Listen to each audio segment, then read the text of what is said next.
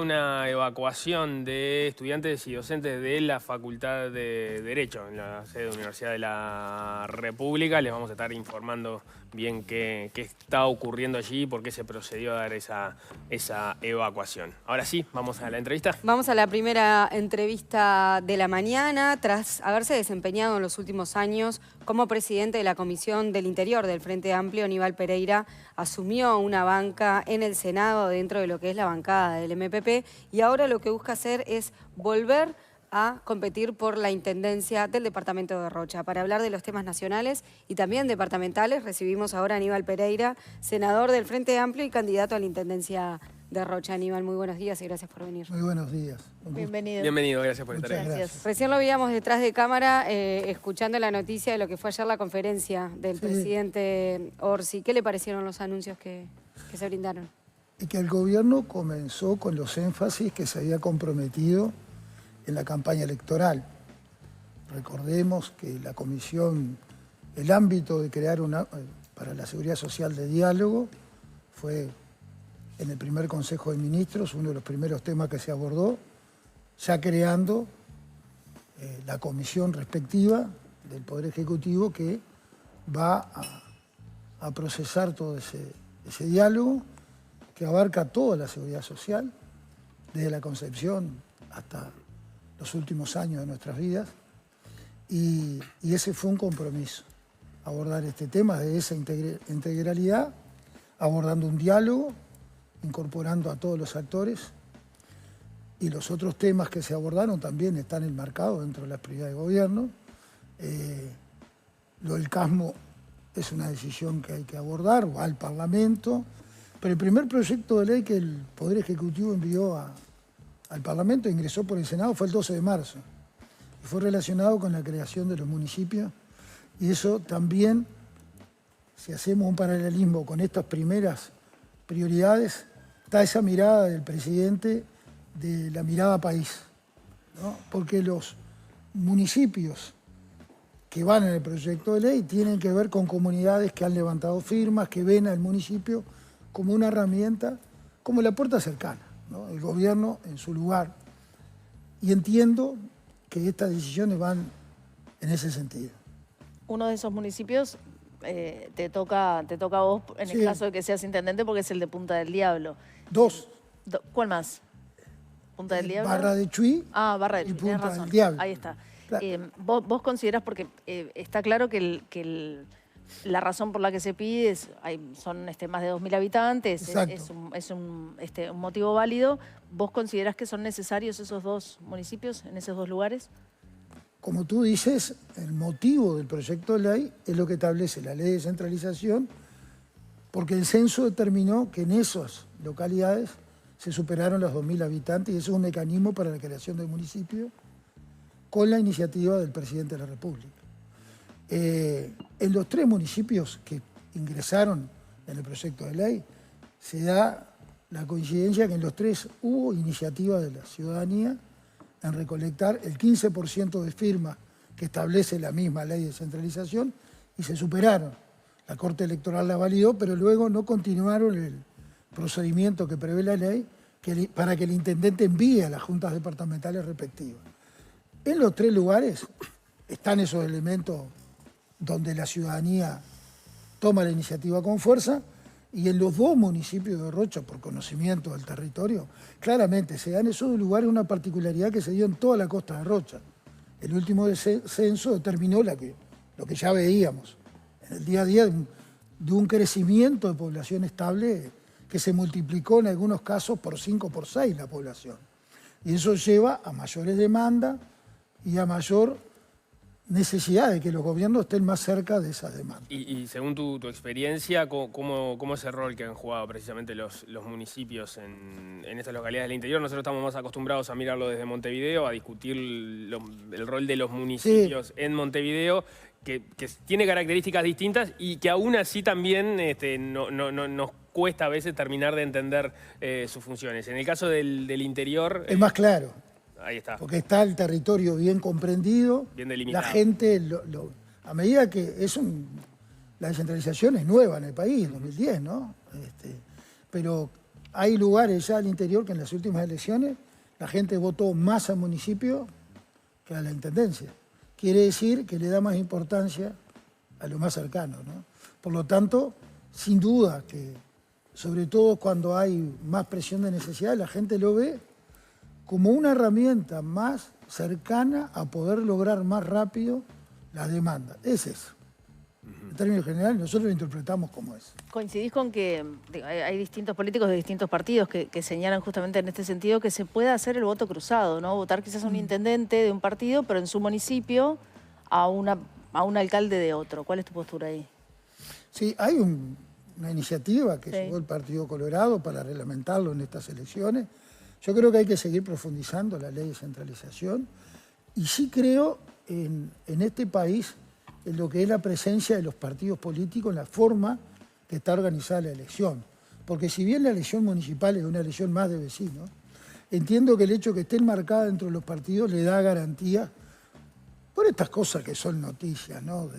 En los últimos tiempos, de que es muy fácil que se te pique los dientes y pensar que el poder es hacer lo que se te antoje.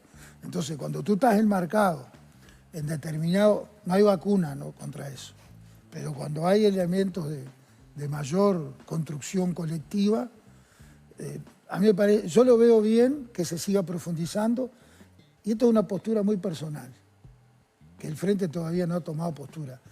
Pero yo lo veo igual que las elecciones nacionales con las departamentales, que se separen el tiempo. ¿Otra elección más?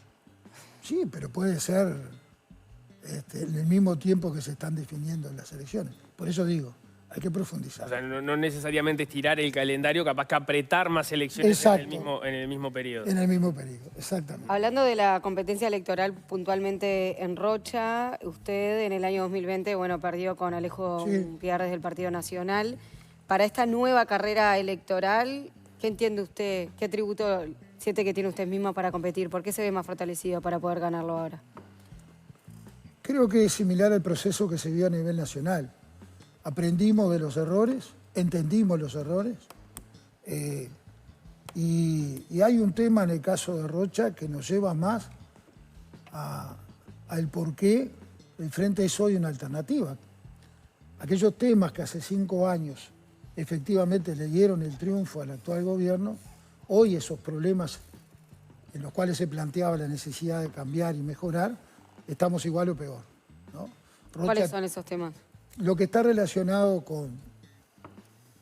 Rocha tiene 7.500 personas por debajo de la línea de pobreza. Aumentó sustancialmente, un 24%. Y dentro del aumento de la pobreza, donde creció más la pobreza es en las mujeres y en los niños. Hay casi 14.000 personas con problemas estructurales de trabajo, subempleo, trabajo en negro, y cuanto más cerca de la frontera, eso se agudiza. Nos suenan como temas de competencia departamental, ¿no? No son temas competencia departamental, obviamente, lo que te decía, fueron temas que dirimieron la contienda electoral planteándose como los ejes centrales. La campaña electoral, había como 2 planteos. La gente no come obra, porque nosotros hemos hecho muchas obras, y lo que tiene que cambiar estructuralmente es el trabajo y la inversión. Se creó un departamento de inversiones en la Intendencia, y en estos 5 años no se consolidó ninguna inversión importante, y hubo, a nuestro entender, decisiones que frenaron la inversión, impuestos que se inventaron en último momento, como el impuesto a la construcción inapropiada en la zona costera.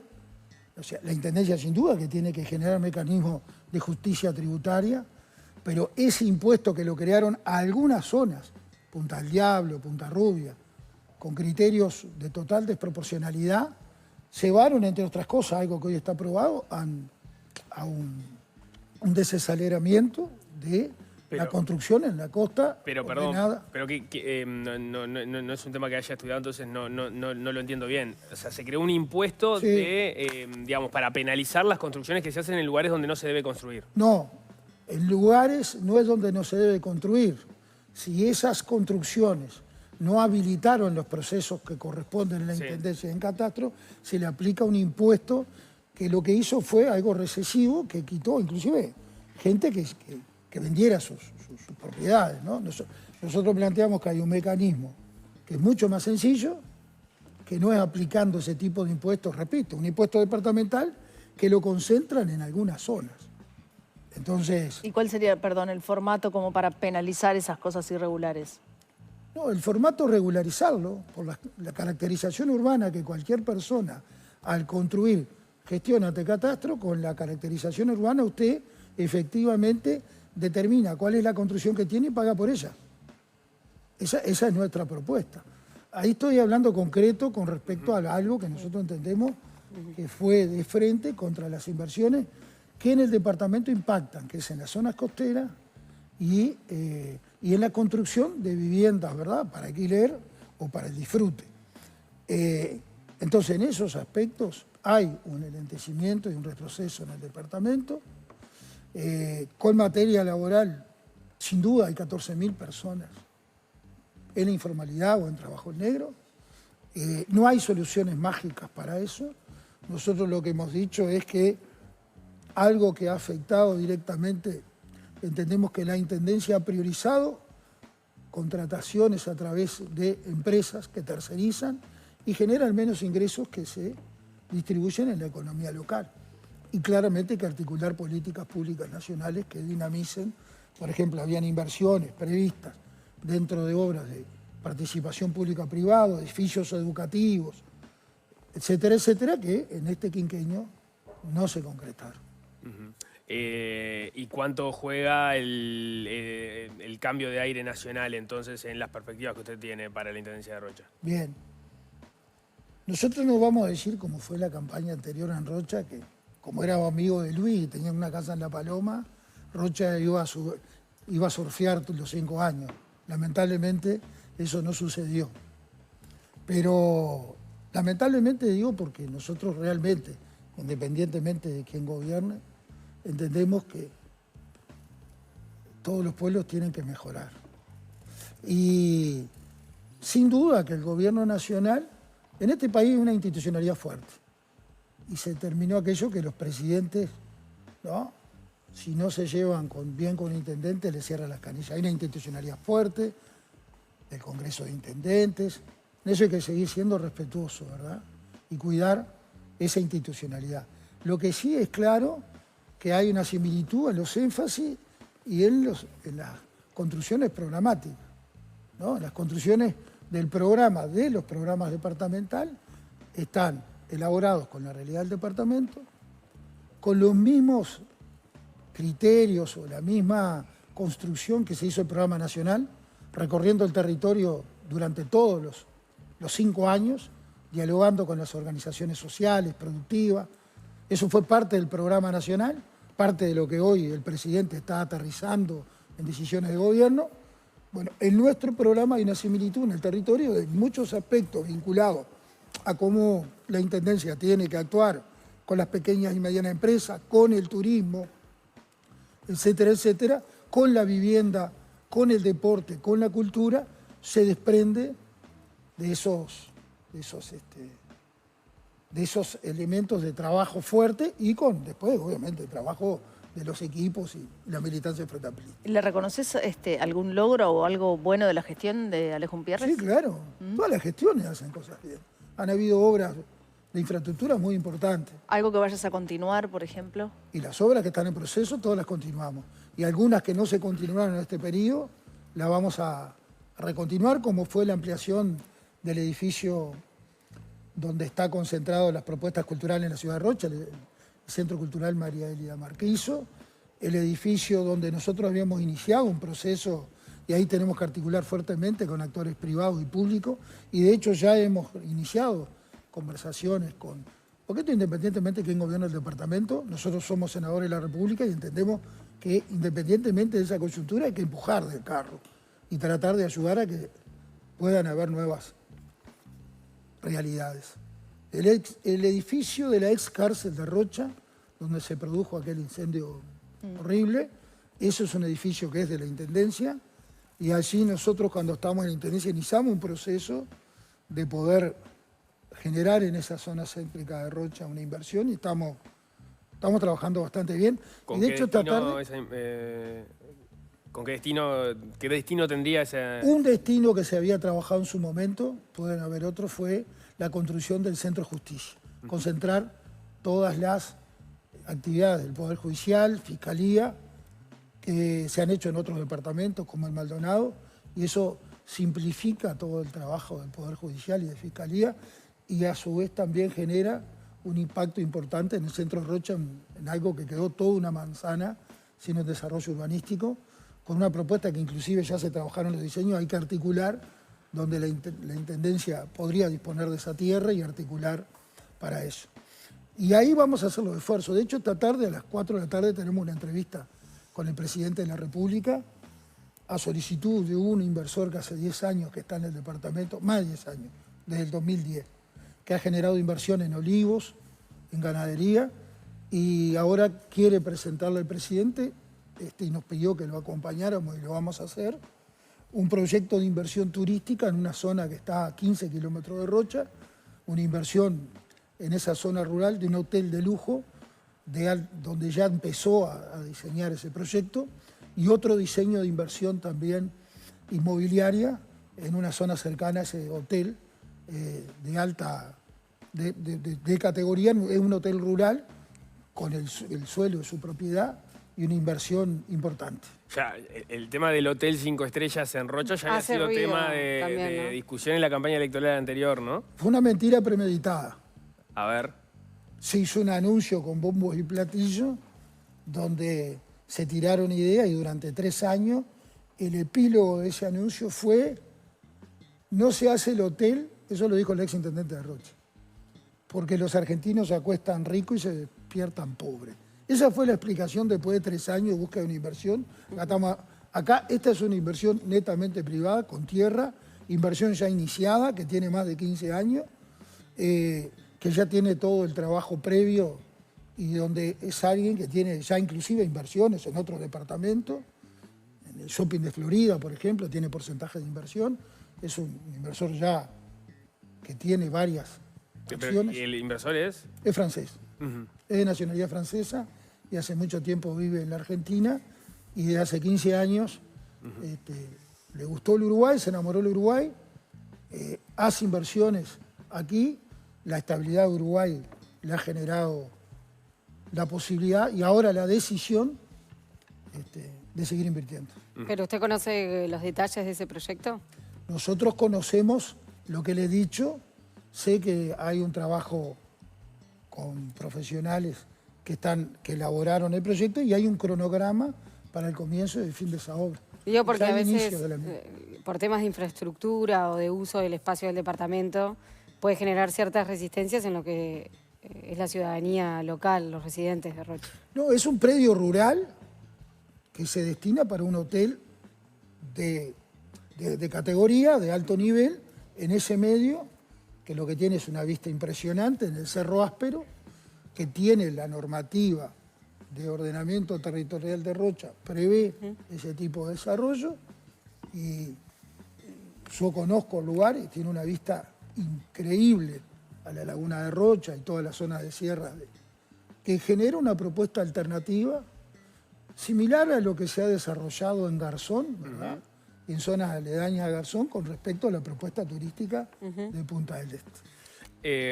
Salgamos un poco de Rocha, como decíamos al inicio, usted también preside la Comisión de Interior del Frente Amplio, o sea que además es el hombre del Frente Amplio para mirar el panorama hacia las departamentales de una manera un poco más abarcativa. ¿Cómo evalúa en líneas generales las oportunidades y las expectativas de la fuerza política hacia mayo?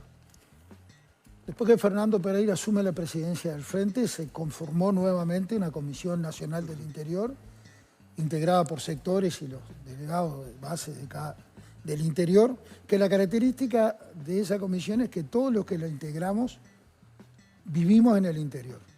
Y esta comisión comenzó en el 2022, en abril, definiendo las acciones en todo el territorio nacional, reuniéndose mensualmente en diferentes localidades del país, y trabajó un plan político que fue parte del Frente Amplio Te Escucha, de Diálogo por Uruguay.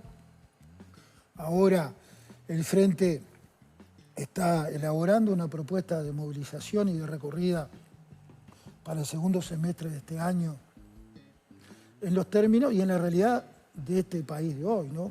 Con un Frente Amplio en el gobierno y donde la fuerza política tiene que seguir escuchando, tiene que seguir articulando con la sociedad. O sea, el Frente Amplio te escucha, se va a reeditar también Exacto. desde el gobierno, haciéndolo con la fuerza política, no con quienes están en el Exacto. El gobierno tiene que gobernar.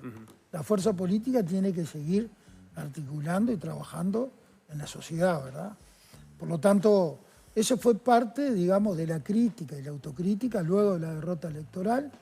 En el interior hubo un crecimiento importante en términos electorales, pero tiene que seguir habiendo ese crecimiento de trabajo en el territorio en forma permanente, ¿no?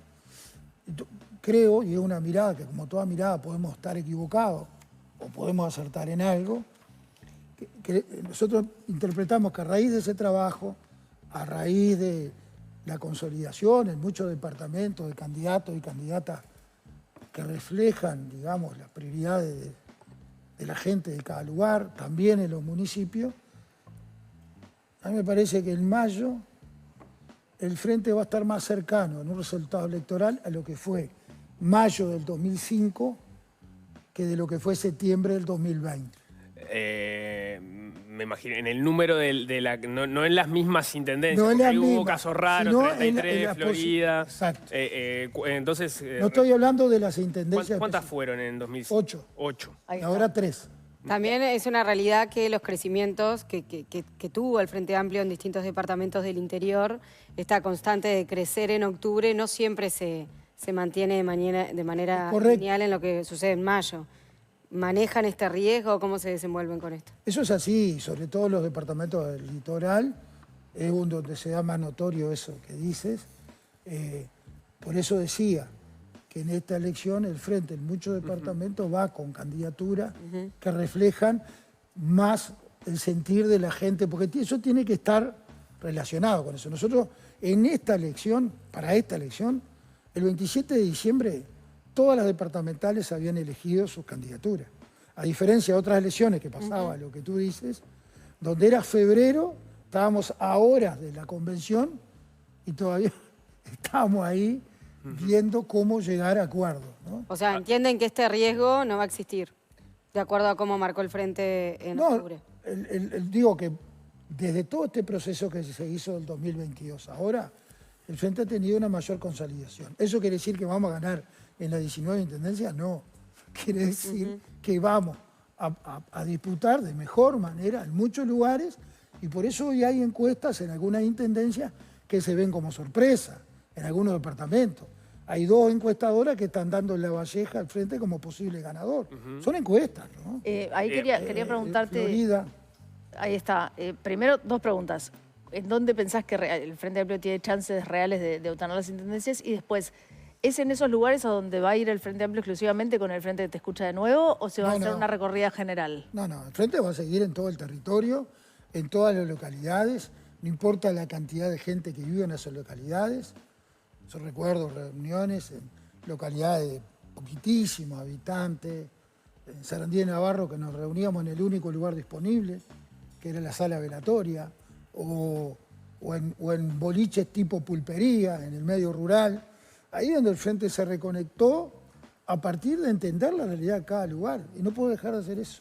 A ver, usted dice, se va a acercar más a las 8 que tuvo en 2005 que a las 3 que obtuvo en 2020. Entiendo que Montevideo de Canelones las está contando. Sí, claro. Salto, que también hay coalición, también la cuenta dentro de las posibles. Puede ser dentro de las, claramente. Dentro de es un las. gobierno... ¿Y qué otros departamentos, según su mirada? Bueno, Negro y Paysandú, que fue gobierno del Frente, está muy bien parado. donde Hay ganó otras que están dando las encuestas bien. San José, Florida, La Valleja. ¿Rocha? Rocha, claro.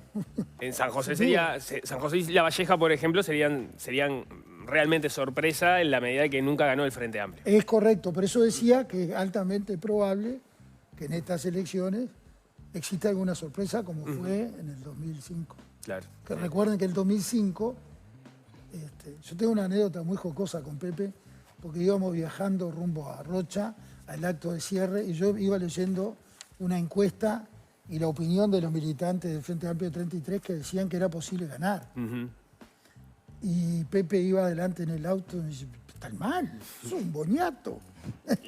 Terminó ganando Gerardo Amaral. Terminó ganando Gerardo Amaral. Que vuelve a ser candidato. Son la sorpresa que a veces los pueblos... Que vuelve a ser candidato. Vuelve a ser candidato junto con el Pato Mier.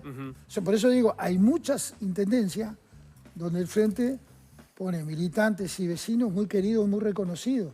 Y eso fue también un crecimiento del Frente en cuanto a valorar eso, de poner en todos los departamentos las mejores propuestas que se podían sintetizar.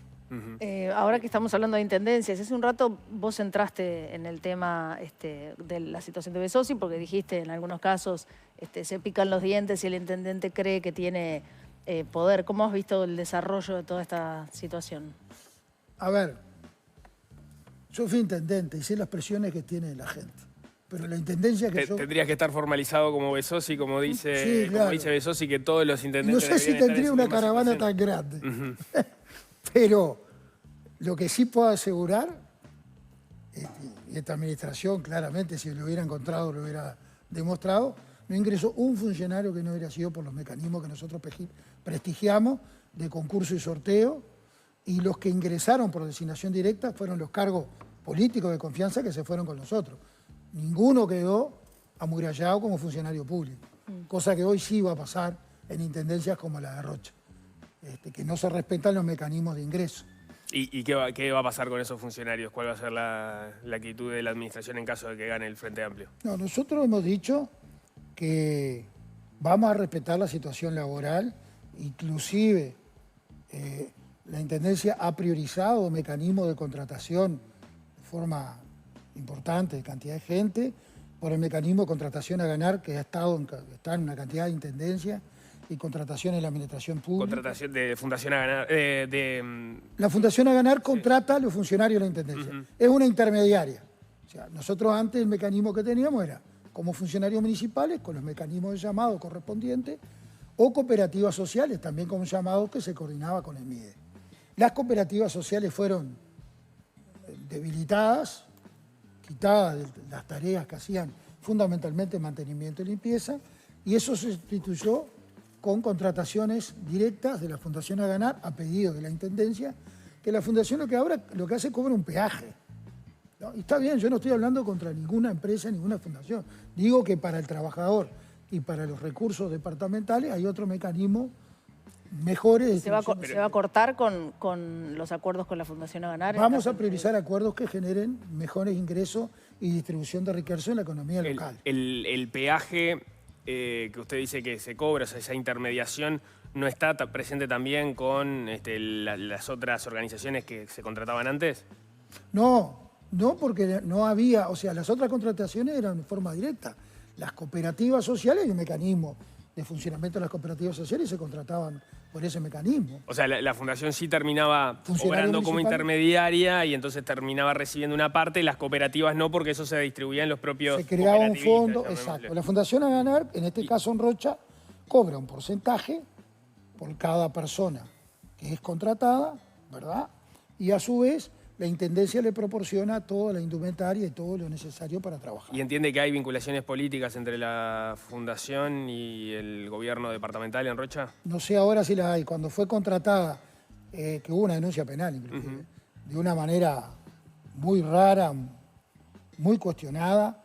La Intendencia estaba cerrada, si es un llamado que tenía 6 días de plazo, la única que se presentó fue la Fundación a Ganar. En el único día que abrió la Intendencia, eso fue cuestionado.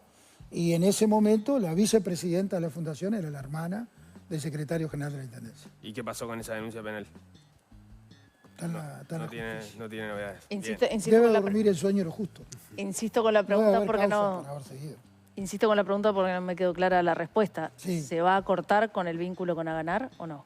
Vamos a cortar los vínculos que no prestigien el trabajo y que las contrataciones signifiquen. Yo lo dije en un medio radial, la Fundación a Ganar se va, los trabajadores quedan, porque los trabajadores que cumplen funciones, la Intendencia los precisa. Pero a Ganar se va. A Ganar de esta manera que está contratándose hoy, sí, salvo que haya otro mecanismo que le genere mejores dividendos a los trabajadores y a la Intendencia. A propósito de la situación de Besossi, usted empezaba diciendo bueno, que recibe o le tocó recibir las presiones de la ciudadanía respecto a cosas que se necesitaban resolver y a veces los tiempos de la administración no ayudan a que se pueda dar respuesta a esos vecinos. Sobre ese aspecto, ¿usted tiene una mirada? Porque era parte de lo que decía Besossi, de una forma maximalista, pero decía, bueno, todos deberíamos estar más o menos en la misma situación porque todos hacemos lo mismo. ¿Qué visión tiene usted sobre eso? Todos no hacemos lo mismo. Felizmente Fiscalía no tuvo que escuchar llamadas telefónicas mías y de otros intendentes frente amplistas con nadie, porque no existía. Hay que dejar que la Fiscalía y la Justicia desarrollen las investigaciones y los procedimientos correspondientes. Veo muy mal esa ofensiva que hubo de querer en primer lugar tratar de interceder la acción de Fiscalía, ¿no? Yo sé que los intendentes y los alcaldes, de mayor manera, ¿no?, tienen mucha cercanía con los vecinos y sé también que muchos planteos de los vecinos, a veces en términos de preocupación y desespero, a cualquier gobernante lo puede sacar para buscar soluciones para resolver el problema. Eso no quiere decir que tú busques cualquier manera para hacerlo. Porque en este caso lo que estaría probando Fiscalía, que todo eso está vinculado, bueno, con situaciones de favoritismo, tanto de contrataciones o de otro tipo, ¿no? Bien. Muy bien, Aníbal Pereira, senador del Frente Amplio y también candidato a la Intendencia de Rocha. Muchas gracias por haber venido. No, muchas gracias a usted. Muy amable, Muchísimas gracias. gracias. Hacemos un corte.